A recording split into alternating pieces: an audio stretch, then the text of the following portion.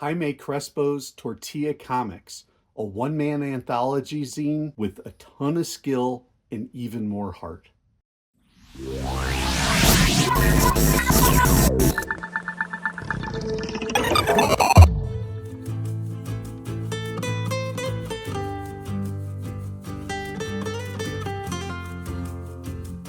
I haven't seen my underpants in weeks.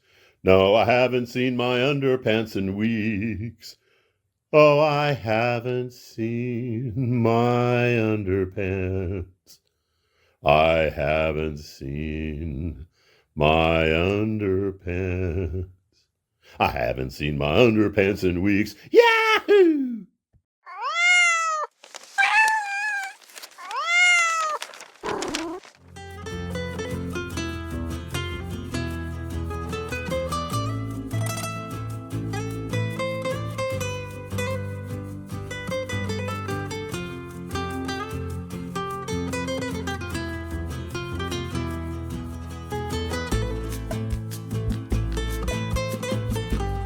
Hey everyone, it is Tom. It's FANzine Live. We've got some new releases coming out of the Short Run Comics Festival. And that was back in November at Seattle. This is my next door neighbor.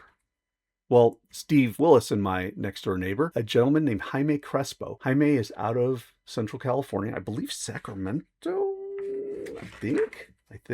Alameda, my bad. He is a fantastic artist. He's about my age. And it was interesting when we were working with the folks from Short Run, with Kelly Froh, the organizer, to figure out how we were going to align tables and that type of stuff. She says, hey, what would you think about doing a table with this Jaime Crespo? You know him, right? And I'm like, no. She said, oh, well, you'll love him. And then I tell Steve, hey, we're getting seated with a guy. We're sharing a table with a guy named Jaime Crespo. And Steve says, you'll love him. He's great. And guess what? I loved him. He's great. He's a wonderful cartoonist. He's a great guy to hang out with for the day. And he's actually going to be at Space here in Columbus, Ohio, coming up in just about a month or so. So that's exciting. You are going to want to get copies of Tortilla Comix. Jaime, as you can probably guess, is Latino. He fully embraces that aspect of his life in telling his stories, but he doesn't do it, how do I say this best, in a preachy way. He doesn't do it in an identity politics kind of way. He does it in a, these are the stories of my life way.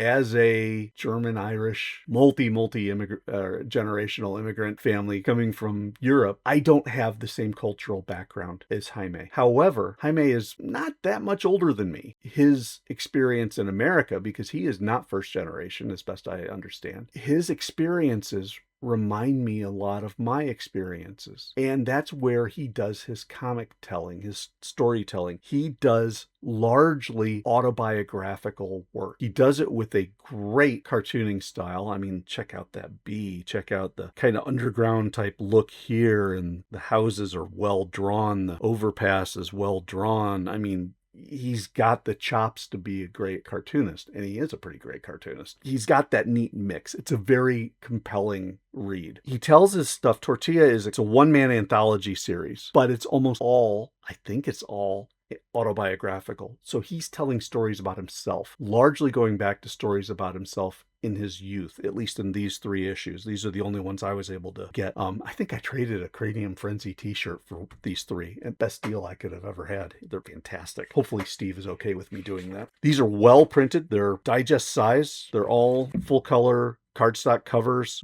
really nicely professionally printed black and white interiors. These would not surprise me if it was done by the likes of a Kablam or a Comix Wellspring or something like that. Blacks are beautiful. The cartooning, the line work shows up great. He has a shading style. He doesn't use Zipatone. He does a lot of real short lines. You've got to have a good printer if you're going to pull that off, and he does, and it's great. This one isn't obviously autobiographical. It's an invasion type piece. This one is a great example, though. Bottom of my heart. He likes to use basically the 4 or 6 panel page, real simple type stuff. His cartoons are kind of fun, simple, slightly exaggerated, almost in like a Calvin and Hobbes type thing. And this is all about how he and his buddy Donald were hanging out in the hood, found some money. They decided that they were going to go get some penny candies, except the neighborhood bully wanted to get them and take their candy away. That bully lived right across from the market, so they have to pass by that guy's house. So they made it. Then when they left the store, he always wore a sweater vest, but he had a crude-looking spear made out of a stick. So he threw the stick at him, and it hit his buddy Donald right on the butt, and it bounced. And he thought, Donald thought he died. He got me in the heart. And it ends with Jaime going, wait, what? Great stuff.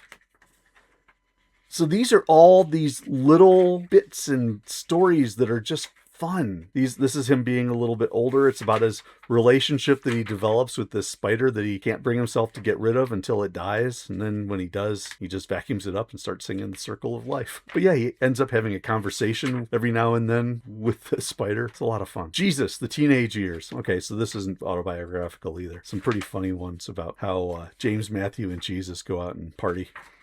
Tortilla Comix 6, same type of thing. This gets a little bit more into his punk years. Jaime apparently was maybe still is, a bit of a guitarist, I want to say. Loved his punk music and how he and his band would head out on the road. And basically, this was the war of who controlled the music on the car rides, because when you're going on tour, you got to sit in a van or a bus for a long time. And yeah, it was pretty tough. Problem was, Jaime liked all sorts of music, and the rest of his folks only liked punk. So he would play some soul music, Stevie Wonder songs in the key of life. You can see nobody liked it except him. The Midnight Getaway, sneaking out of the house in the middle of the night and just screwing around. Dedication. This is about the brand new album by The Clash that came out called Sandinista. It was the struggle for him to get a copy of this album. He didn't have the money for it, needed an advance, couldn't get an advance, had to wait, ended up finally getting paid, and then time to go shopping. And he goes out, and of course, he gets just totally drenched. It's just the story of him obtaining this 3-album set, and then he listened to all 3 records that very night. It was bliss. The end.